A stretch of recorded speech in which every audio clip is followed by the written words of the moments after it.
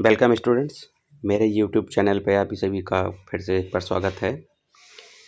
जैसा कि आप सभी जानते हैं कि कल 13 मार्च को यूपीएनएचएम की तरफ से सीनियर ट्रीटमेंट सुपरवाइज़र की परीक्षा होनी है, जिसके लिए मैं कुछ इम्पोर्टेंट क्वेश्चंस की सीरीज फिर से कुछ क्वेश्चन लेकर के आया हूँ, जिसे आप नोट कर लें, थोड़ा समझ लें, पढ़ लें, देख लें, जो कल होने वाली परीक्षा में काम आ सके। तो चलिए, समय व्यर्थ ना करते हुए हम लोग क्वेश्चन की ओर चलते हैं। और पहला क्वेश्चन आप सभी के सामने आ रहा है, आप सभी लोग इसे नोट कर लें।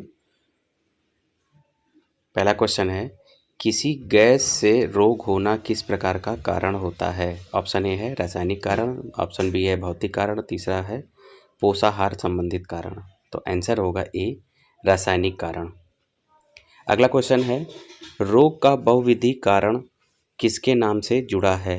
पहला ऑप्शन है बिन्सलो के द्वारा, दूसरा ऑप्शन है जॉन स्नो के द्वारा, तीसरा है पैटर्न कोपर के द्वारा। तो आंसर होगा सी, पैटर्न कोपर के द्वारा। अगला क्वेश्चन है, रोग का आइसबर्ग फिनोमेना किस से संबंधित है?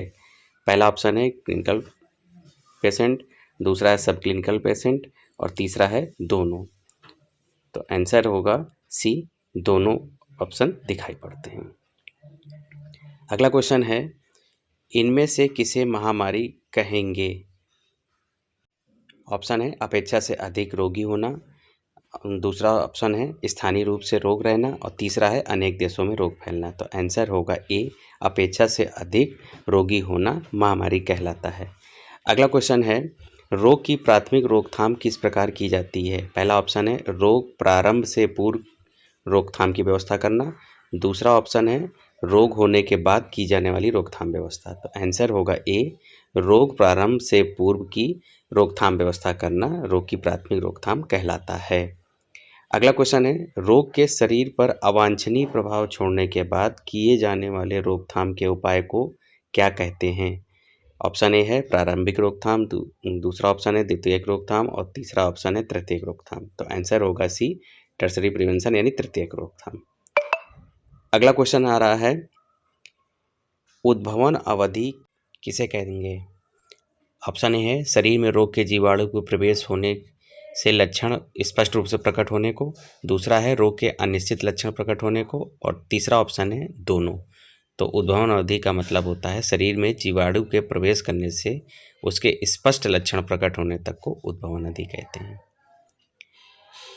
अगला क्वेश्चन आ रहा है, अलगाव किसका किया जाता है, यानी आइसोलेशन किसका किया जाता है? पहला ऑप्शन है रोगी व्यक्ति को और दूसरा ऑप्शन है संपर्क में आए व्यक्ति को और तीसरा ऑप्शन है दोनों।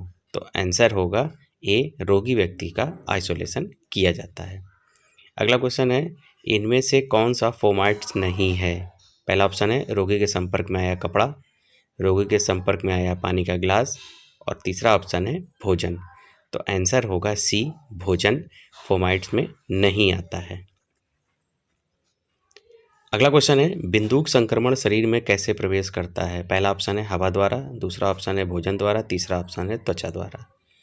तो आंसर है ए, हवा द्वारा बिंदुक संक्रमण प्रवेश करता है। अगला क्वेश्चन है, इनमें से किसे बिना माइक्रोस्कोप के देखा जा सकता है? पहला ऑप्शन है जीवाणु, विषाणु और गोलकृमि। तो गोलकृमि को बिना माइक्रोस्कोप के भी देखा जा सकता है। अगला क्वेश्चन है, अवसरवादी जीवाणु किसे कहते हैं? पहला ऑप्शन है प्रतिरोधक शक्ति कम होने पर रोग पैदा करना, दूसरा है प्रतिरोधक शक्ति सामान्य रहने पर भी रोग पैदा करना और तीसरा ऑप्शन है दोनों। तो आंसर होगा ए, प्रतिरोधक शक्ति कम होने पर रोग पैदा करने वाले जीवाणु को अवसरवादी जीवाणु कहते हैं। अगला क्वेश्चन है, अमीबियोसिस रोग फैलने का तरीका होता है? पहला है मलमुख मार्ग से, दूसरा है सांस द्वारा और तीसरा है त्वचा द्वारा। तो आंसर होगा ए, मलमुख मार्ग द्वारा। अगला क्वेश्चन आ रहा है, अंकुशक्रमी किस रूप से शरीर में प्रवेश करता है? पहला ऑप्शन है मलमुख मार्ग से, दूसरा है त्वचा द्वारा और तीसरा है सांस द्वारा। तो आंसर होगा बी, त्वचा द्वारा अंकुशक्रमी शरीर में प्रवेश करता है।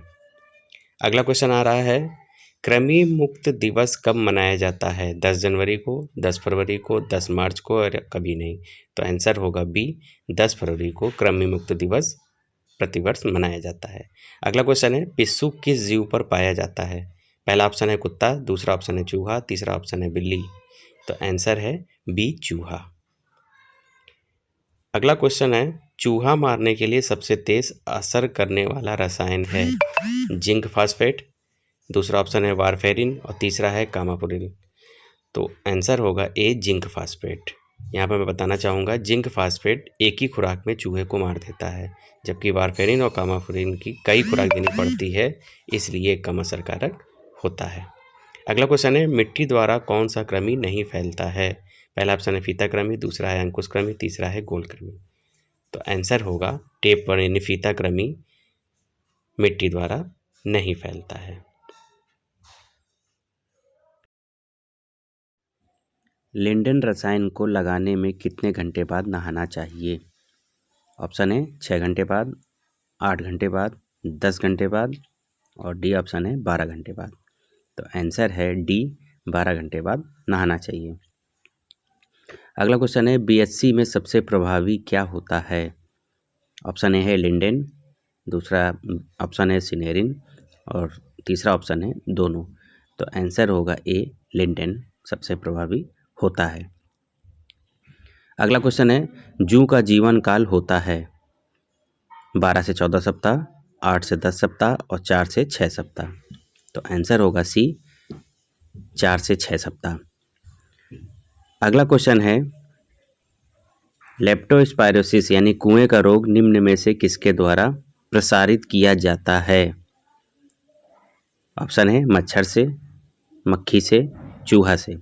तो आंसर होगा सी, चूहे द्वारा लेप्टोस्पायरोसिस रोग प्रसारित हो सकता है। तो आज की यही सीरीज आपको कैसी लगी कमेंट करके ज़रूर बताएं। मैं चैनल को लाइक सब्सक्राइब करना ना भूलें। धन्यवाद।